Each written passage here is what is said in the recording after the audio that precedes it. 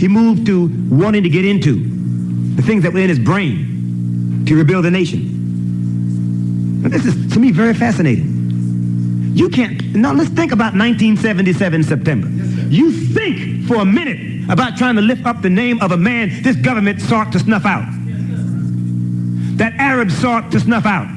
That hypocrites and disbelievers sought to snuff out. That means what?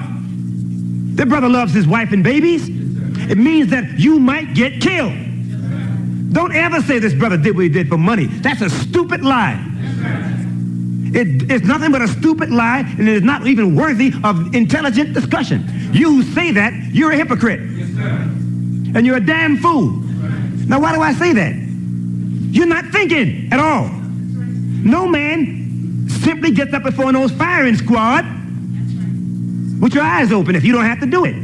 But to work on our people in the name of the Honorable Elijah Muhammad means you can get killed. Don't say his motive was money. Just say you don't know. Don't say it was money. The brother got talent. You know that. He could have done something else for some bucks. In this country, you can sell cocaine. The government will half back you up in that. There's a lot of things that brother could do for some money. Let's not be stupid. So dismiss that. If a person comes to you with that, say, wait a minute, brother. Wait a minute, sister. Look, I don't want to argue with you, but you obviously don't know. Be polite. If the person is halfway polite. Say, you just don't know what you're talking about. Was you there back then? Do you know his motive? Where are you coming from? What is the basis of your statement? Hell, every one of us got to qualify our mouth to speak. Just because you say something don't make it so. That goes for me saying what I'm saying right now. As the Honorable Elijah Muhammad said once, it is not what the man says from his mouth, it's what you prove from your mouth that we should lay hold to. Now, in my meeting with the Honorable Louis Farrakhan in November 2013, which was about 3 months before my meeting with him in February 2014. But in the November 2013 meeting that I was invited to attend by the Honorable Louis Farrakhan those few days to work with his research team on the last few episodes of The Time and What Must Be Done. At that meeting, he instructed us not to reveal what was discussed at that meeting. And I heard it. However, he did not say this for the 2014 meeting in his hotel suite during Saviours Day weekend. Now, of course, it's my prerogative to keep it to myself if I choose to. But in this case, I'm going to say some things from that meeting because it bears on his crucifixion. That's why I'm going to say it. So attending this meeting with the Honorable Louis Farrakhan in his hotel suite during Saviours Day 2014 in Detroit to discuss the domestic life book were most of the members of the Honorable Louis Farrakhan's research team. Brother Jabril Muhammad and his wife, and the student supreme captain of the FOI, Brother Merciful Farrakhan. The meeting lasted about 3.5 hours, and 95% of it was on the domestic life book. The Honorable Louis Farrakhan gave me some guidance on several areas that he saw in the draft of the book I had sent to him about 3 weeks prior to Saviours Day. I also sent a draft to Brother Jabril Muhammad. No one else at the meeting had a draft of that book. I sent it to them about 3 weeks out of Saviours Day 2014. Well, the Honorable Louis Farrakhan opened that meeting by saying these words. Brother Kevin, if you go around teaching that I am the Messiah, they will try to kill you, then they will try to kill me. Well, while some of those there were bearing witness by saying that's right, I was listening carefully because I had released the domestic life book in the public a week prior to the Saviours Day convention. So now I'm being told by him that some people will attempt to kill me. How would you handle that? You certainly would be saying, that's right.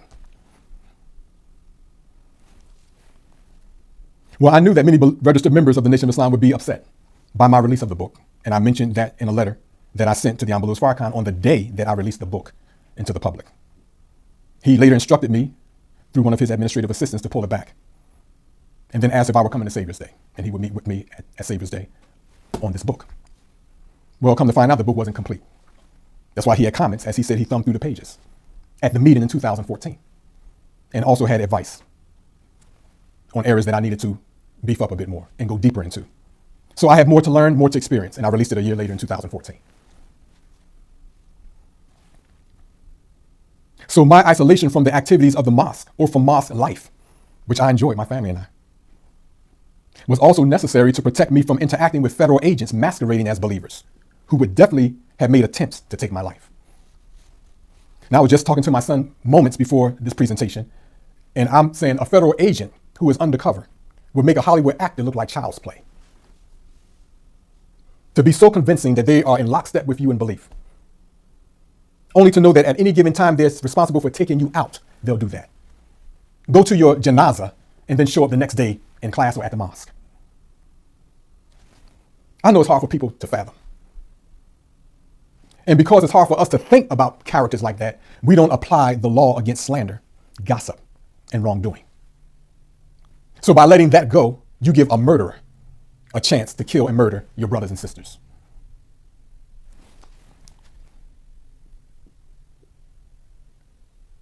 Well, the aim to kill me is a continuous desire for the synagogue of Satan, for as long as these demonic families exist. Not for as long as I exist. I'm going to be here because I'm well protected. So the aim is to discredit, their aim is to discredit my ministry by misrepresenting the facts of my journey. And this is one of the reasons why I am compelled to cover this history again for you. The only way the synagogue of Satan can effectively discredit me is by raising the slander that their agents and ignorant, self-hating believers have invented about me. They may have other ways. I just know of this way. This would be the most effective way. Give life to the slander. Well, if the Honorable Louis Farrakhan's words spoken at that 2014 meeting in his hotel suite are true, then the ultimate aim of the synagogue of Satan is to discredit him. But discrediting my ministry, which is all about him, takes my representation of the divinity of the domestic life out of the equation. And the domestic life is intrinsic to his function as the Messiah and his function as the imminent Christ. I've explained that from the outset. This means that discrediting me through slander bears on the crucifixion of the Honorable Louis Farrakhan. And this consequently bears on the beating of the prophecy of his return as the Christ to execute the apocalyptic judgment of Allah on this world. Now, unfortunately, and very, very, very unfortunately, envy and cowardice have blinded some people to withhold their testimonies to the possible detriment of their lives, the lives of their families, and millions and billions of others. Now, I say possible because Allah is the best knower. He does not need our testimonies to help to accomplish his will. Well, this slander against me has its origin in this area where I live, called the Delaware Valley region. Keep that in mind. So when this slander reaches your neighborhood, you will know where it came from. It did not come from the home, nor from the mouth of the Honorable Louis Farrakhan. I'm going to say that again. It did not come from the home or the mouth of the Honorable Louis Farrakhan.